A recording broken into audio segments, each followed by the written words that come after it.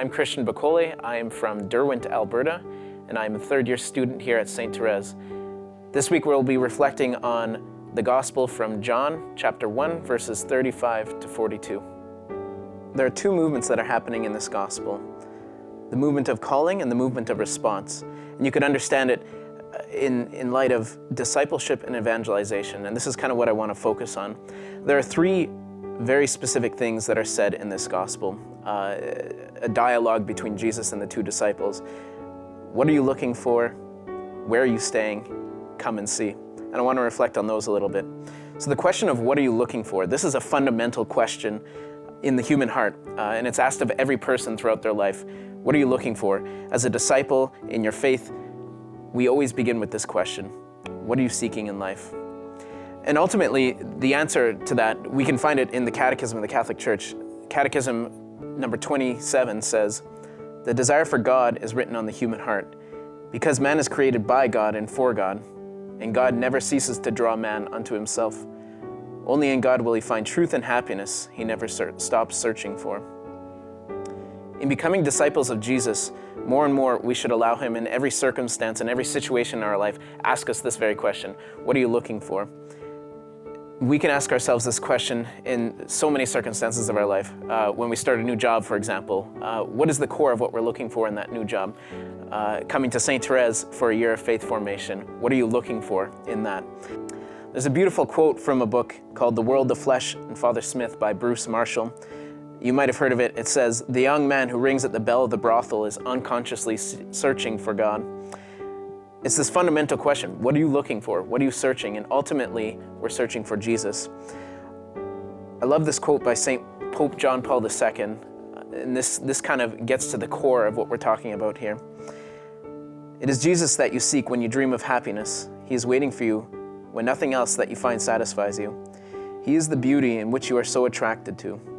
It is he who provoked you with that thirst for fullness that will not let you settle for compromise. It is he who urges you to shed the masks of a false life. It is he who reads your heart, your most genuine choices, the choices that others try to stifle." So the answer to Jesus' question, what are you searching for, is Jesus himself. And he invites us to discover this. There's a bit of responsibility that we're called to in this, though. We're drawn out of idle curiosity to seek him. Jesus doesn't let the disciples just follow behind him. He turns around and he directly addresses them. And we have to step out and allow ourselves to be discipled by him. And so the disciples respond, "Where are you staying?" And this is kind of a bit of a curious response. It's actually a little bit humble, and it kind of shows us where we are in our state of life, that we don't always exactly know what we're looking for. We maybe have an idea that we're searching for something, but we don't always quite know, and sometimes our desires are mingled in with our wants. But this is a humble response that I think we should all have. Where are you staying? Where are you, Jesus? Where can I find you in this? With this response, it shows us that we're willing to be discipled. We're willing to be accompanied by Jesus. And then Jesus answers the disciples with an exhilarating invitation. Come and see. There's a bit of mercy in this response. God doesn't reveal more than we can handle. He simply invites us to be with him, to abide with him, to remain with him, to make a home with him. And this is a theme that reoccurs over and over and over in the Gospels. Jesus is constantly calling us to come be with him, to be discipled by him, remain with me, stay with me. And this is the call of the disciple. This is what it means to follow Jesus. It means to be with Jesus in every circumstance of our life, to remain with him. I've heard this literally translated as "come become one who sees." The second aspect of this gospel has to do with the simplicity of evangelization, which in its essence is bringing people to Jesus. In this gospel, we see the first disciples, they're originally disciples of John the Baptist, and John the Baptist points them to Jesus and says, "Follow him." And so they do. After they stay with Jesus for a while, Andrew recognizes what he has found, and so he goes first to seek his brother Simon, and he says to him, "We have found the Messiah," which has deep implications, especially for the Jewish mind. Essentially what he's saying is, we found the one that we've been waiting for all these years, the one that the prophets have foretold. This is the one that's going to free us. This is our life. I found him. And so he brings Simon to Jesus. But it's the simplicity of bringing people to Jesus. Andrew doesn't necessarily have all the answers. And I think we can feel that sometimes too. We can feel that we don't really have what it takes to be an evangelist. We don't have all the answers to the faith.